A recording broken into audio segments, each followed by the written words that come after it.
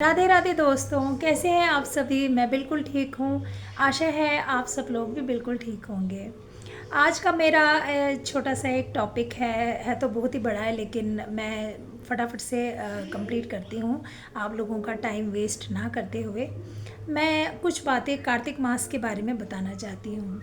अभी ये कार्तिक मास चल रहा है, दामोदर मास चल रहा है। भगवान श्री हरि विष्णु का, भगवान श्री कृष्ण का बहुत ही प्रिय मास है ये। कार्तिक राधा रानी का ही एक नाम है। इसी वजह से भगवान श्री कृष्ण को, भगवान श्री हरि को ये मास, ये महीना बहुत ही ज़्यादा प्यारा होता है। तो जो भी हम इस महीने में करेंगे उसका 1000 गुना फल मिलता है। देखिए, पूरा साल हम बस अपने कामों में ही बिज़ी रहते हैं। कोई अपनी ड्यूटीज़ में, कोई अपने घर के कामों में, कोई वगैरह वगैरह, बहुत सारी जिम्मेदारियां होती है इंसानों की। लेकिन ये एक महीना ऐसा है कि जो भी आप करेंगे उसका 1000 गुना फल आपको मिलेगा। अगर आप देखिए, हम रोज़ दिया जलाते हैं मंदिर में। इस महीने में दीपदान का बहुत महत्व माना गया है। दीपदान मतलब आप अपने दरवाजे पे दिया लगा सकते हैं, आप आकाश को दिया जला सकते हैं, आकाश को दिया दिखा करके कहीं पर भी दिया रख सकते हैं।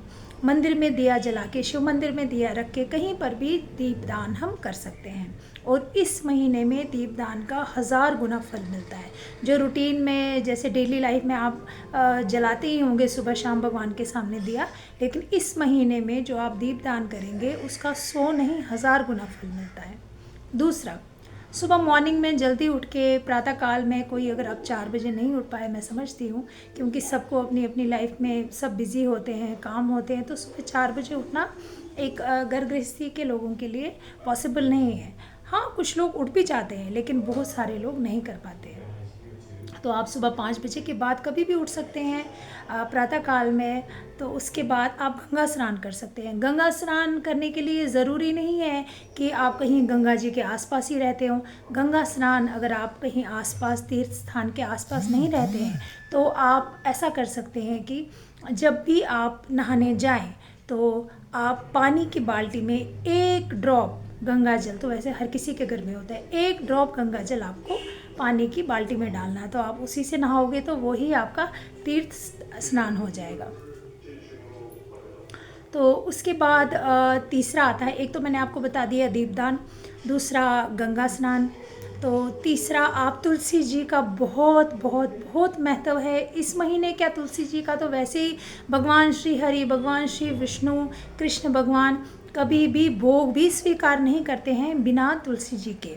तो इस महीने वैसे भी तुलसी जी तो हर कोई अर्पित करता है जो भी भगवान श्री हरि को भोग लगाता है, लेकिन इस महीने का खास महत्व ये है कि अगर आपको कहीं तुलसी जी की सूखी डंडी मिल जाए, जो खुद से कहीं गिरी हो, तोड़नी नहीं है, खुद से कहीं गिरी हो, तो आप क्या कर सकते हैं, आप उसमें थोड़ा सा कॉटन लपेट के और घी में रख के, घी के दिए में रख के, उसका जो दिया है प्रज्वलित करके, मतलब उसका जो दिया है जला करके भगवान को उसका दिया मतलब भगवान के सामने रख सकते हैं। भगवान श्री हरि विष्णु को उसका दिया, तुलसी जी का लगाया हुआ जो दिया होता है, वो बहुत बहुत ज़्यादा बहुत प्यारा होता है। उससे कहते हैं इंसान के सभी समस्त पाप, जितने भी जन्म जन्मांतरों के हमारे पाप होते हैं, वो सब खत्म हो जाते हैं।